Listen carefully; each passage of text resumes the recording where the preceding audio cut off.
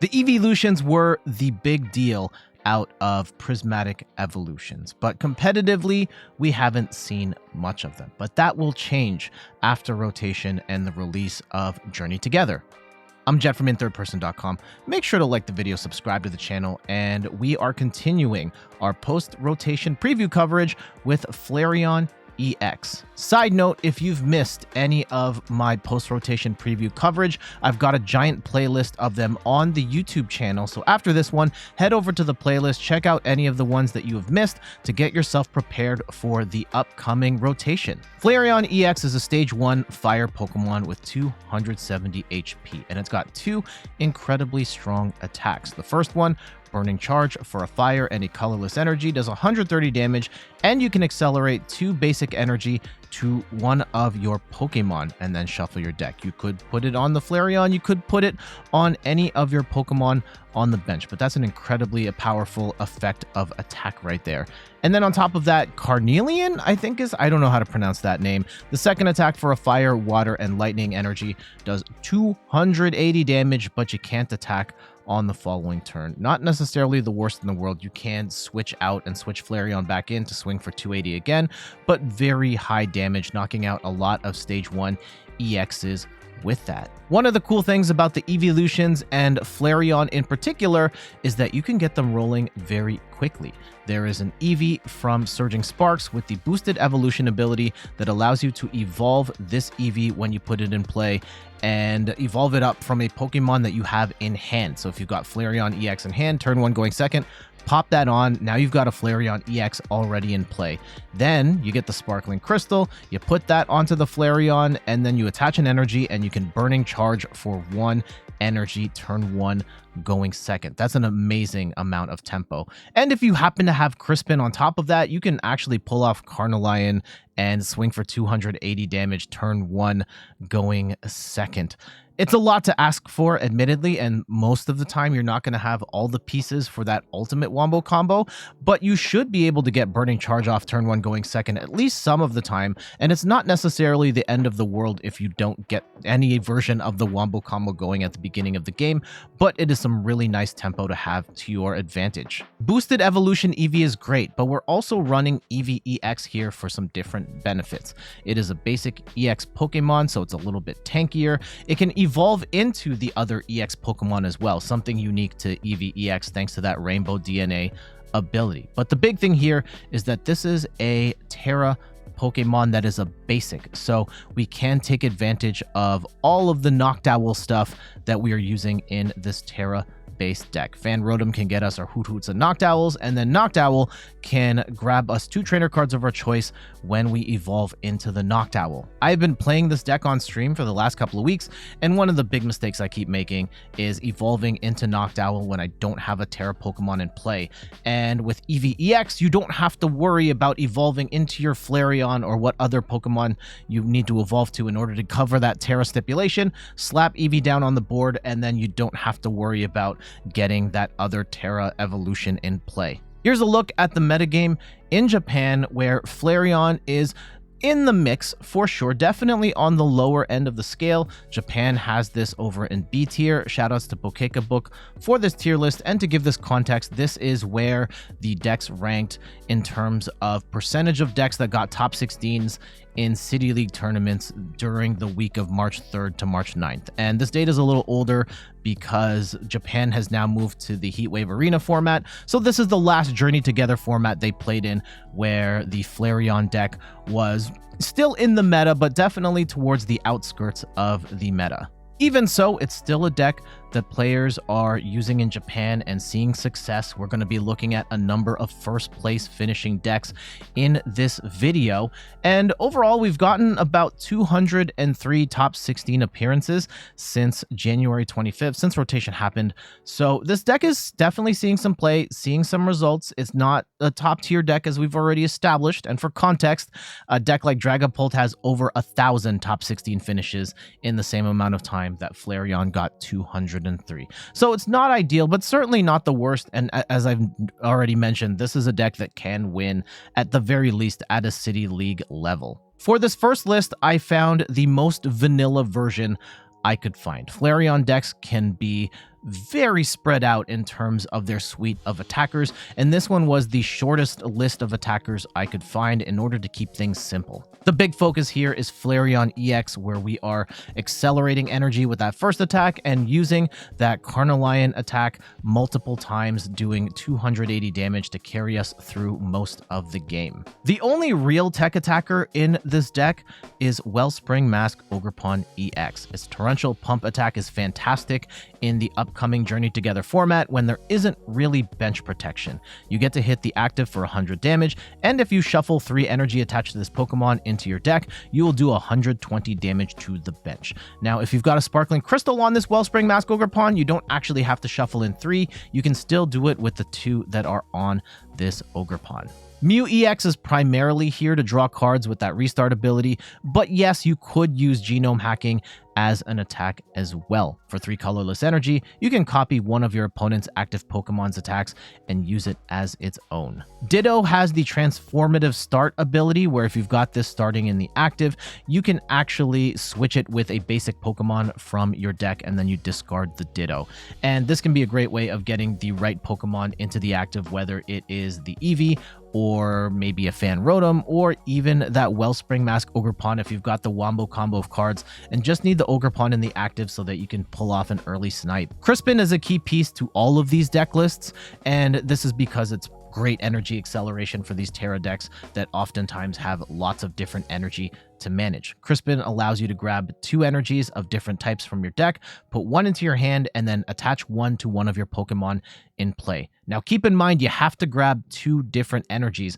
Otherwise, if you only grab 1, the energy will go into your hand and you don't get to attach an extra 1. Sparkling Crystal is huge in this deck, allowing your Terra Pokemon to attack with 1 less energy. A lot of these lists are also going to have Area 0 underdepths, as they allow you to expand your bench up to 8 when you've got a Terra Pokemon in play.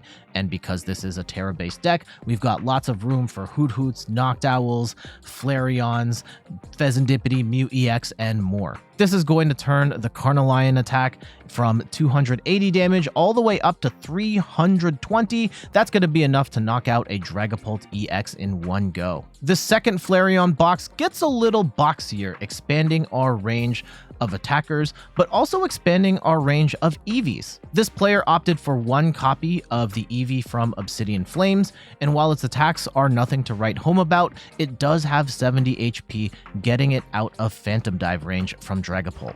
Sylveon EX is a tech attacker here. You will be hitting certain archetypes for weakness like fighting Pokemon, but really we want it for that Angelite attack, which is absolutely nuts. For a Water, Lightning, and Psychic, you get to choose 2 of your opponent's bench Pokemon and shuffle those Pokemon and all attached cards into your opponent's deck. If one of your Pokemon did Angelite during your last turn, this attack can't be used. So being able to pull off Angelite can be absolutely devastating for certain archetypes, especially if you can send their primary attacker to the bench before you do this, shuffle their attackers or whatever key Pokemon out of the game, and that could be backbreaking. Its first attack, it's not necessarily the best for a Psychic and 2 colorless. You do 160 damage and you take 100 damage less. It is okay, but it certainly doesn't have the potential impact of Angelite. That being said, Magical Charm gets even better with Lily's Clefairy EX in play. Its Fairy Zone ability turns the weakness of Dragon Pokemon to Psychic, and you don't necessarily have to attack with Lily's Clefairy in order to take advantage of that. Sylveon is also a Psychic Pokemon that benefits, and now you can swing for Magical Charm onto a Dragon Pokemon and swing for 320 damage. That's going to be enough to one-hit KO a Dragapult, also one-hit KO a Raging Bolt EX. And yes, you could use Clefairy EX as an attacker in that scenario, but you could also use Sylveon EX as a bulkier attacker with more attack options. Lily's Clefairy EX is also a pretty good attacker in and of itself.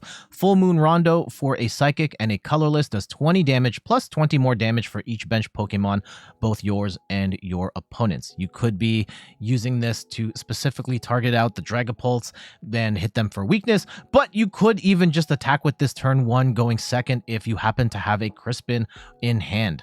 Blood Moon Ursaluna is your endgame desperation attacker. Seasoned skill has the ability of reducing your attack cost by 1 for each prize card your opponent has taken. So towards the end of the game, you could be swinging for 240 damage for as little as 0 energy. But you could play an energy if they've taken 4 prizes, or potentially build this up even faster if you wanted to. This player also included one cheeky copy of Victini. This is here for its Victory Cheer ability, where attacks used by your Evolution Fire Pokemon do 10 more damage to your opponent's active Pokemon. I actually saw other Flareon builds have multiple copies of this Victini, and that kind of makes sense to me. Having only one, I'm not so sure about, because at that point, swinging for 290 or 140 doesn't really feel like great breakpoints, but definitely consider the Victini possibly multiples if you really want to lean into the Flareon offense. Glass Trumpet with Energy Switch is a really clever combo in this deck. As someone who's been playing variations of this archetype for the past few weeks, I do find the mid to late game to be kind of hairy because you're running a lot of different energy at very low counts, and towards the mid to late game, a lot of that energy is in the discard pile. Glass Trumpet helps you recover that, allowing you to attach an energy to 2 of your colorless Pokemon, but you're not always going to want to attack with a colorless Pokemon. So Energy Switch allows you to get that energy from a colorless Pokemon or whatever Pokemon onto whatever you want to attack with. So Glass Trumpet plus Energy Switch, really cool combo for keeping energy in play. Build number 3 expands the attacker pool even wider. We still have Sylveon in here, Wellspring Mask, Ogerpon, and Clefairy, but we also squeeze in a Leafeon EX. The big deal here is that you can one-hit KO Charizard relatively easily with this. It's Verdant Storm Attack for a grass and a colorless, does 60 damage for each energy attached to all of your opponent's Pokemon. Against a Charizard deck, if they've got 3 energy in play, you will one-hit KO that Charizard. But there are other decks that have a lot of energy on board that aren't weak to Leafeon, and you could punish them really badly with this attack. Its second attack, Mossagate, for a grass, fire, and water energy, does 230 damage, and you heal 100 damage from each of your benched Pokemon. 230 is a pretty good number. You are going to one-hit KO most of the big basics in the game outside of like Raging Bolt and Blood Moon Ursaluna, but you are taking some really big basic KOs with that attack. The healing, I'm not sure how relevant healing 100 damage, it's a nice number for sure, but in a format where you're not really doing incremental damage to a number of your opponents, the 100 may not matter as much, but at the very least 230 is a good number to hit. This deck also squeezes in a single copy of Zeraora EX. Its Combat Thunder attack for a lightning and a colorless does 20 damage and 20 more damage for each of your opponent's benched Pokemon. Against single prize basic evolution Pokemon like a Charmander or a Ralts, you will absolutely demolish them with this attack. But against decks that are playing the Area 0 Underdepths and have up to 8, you are now getting into pretty big territory, swinging for upwards of 180 damage total. You will be one-hit KOing Squawkabilly, for example, and that's a really nice uptrade for this card. But 180 damage on a multi-prizer is not bad either, especially since you are a single prize attacker swinging into a multi-prizer. This fourth Flareon box simplifies things a bit by taking out a number of the unique one of attackers and instead squeezes in a 2/2 line of Greninja EX. It's a stage 2 fighting Pokemon with 310 HP, and its 2 attacks are pretty solid. The first one, Shinobi Blade, for a water energy, does 170 damage, and you can search your deck for a card of your choice and put it into your hand, helping your consistency. And then its second attack, Mirage Barrage, for a water and 2 colorless, you discard 2 energy from this Pokemon and then do 120 damage to 2 of your opponent's Pokemon. You can hit the active and the bench. You can hit the bench twice if you want. So really good sniping, especially at a time when there's not much in the way of bench protection. This deck even squeezes in a 1/1 line of Pidgeot EX. Its quick search ability allows you to search your deck for a card of your choice and put it into your hand. Absolutely phenomenal search engine that actually kind of gets less popular post-rotation, as Charizard kind of moves away from Pidgeot, which is kind of weird, but Pidgeot still very much has a place in the meta, and it does have a home here in this particular build of Flareon with Greninja. Build number 5 goes back to that wider spread of attackers with the Sylveon and the Clefairy and the Mew EX to a certain extent, but I do want to call out the inclusion of Tapu Koko EX. This one's a weird one. I'm not actually a big fan of this attack. It does 60 damage plus 20 more damage for each of your bench Pokemon. So this is really not doing all that much damage more often than not, but this is here as a tech attacker for Milotic EX, and that is kind of the head of the walling deck that has become somewhat popular in Japan and is going to be prevalent outside of Japan as well. And this deck otherwise just doesn't have a way of hitting through Milotic EX, so we've got the Tapu Koko to one-hit KO that instead. One more Flareon box. Again, you've seen like this wide range of attackers. This one has the Sylveon and the Clefairy and the Wellspring Mask Ogerpon, but the big unique inclusion here is Pikachu EX. With that Topaz Bolt attack for a Grass, Lightning, and a Metal Energy, we're swinging for a fat 300 damage, which is an incredible number, potentially taking out Stage 2 Pokemon, but more often than not, crushing all of the Stage 1 EXs, including our Chaludon EX, which is a big one going into the next format in one hit. And you have to discard 3 energy from this Pokemon in the process, which kind of stinks, but you are swinging for a massive amount of damage in one go. And then its Resolute Heart ability is great as well, where if this has full HP and it would get otherwise one-hit KO'd, you actually just get to keep 10 HP and you stay alive for that turn. There we go. That is a look at Flareon EX and the number of different options that you can build it with. And I'm sure there's a ton more out there. I was just kind of highlighting some of the ones that I found unique in my research. And I'm curious to see where I land on it. I was playing a variation of this deck on stream for the last few weeks, and I just honestly, I'm generally not a big fan of boxed decks. I find the options too wide, and I struggle with having the right options at the right time and picking the right ones.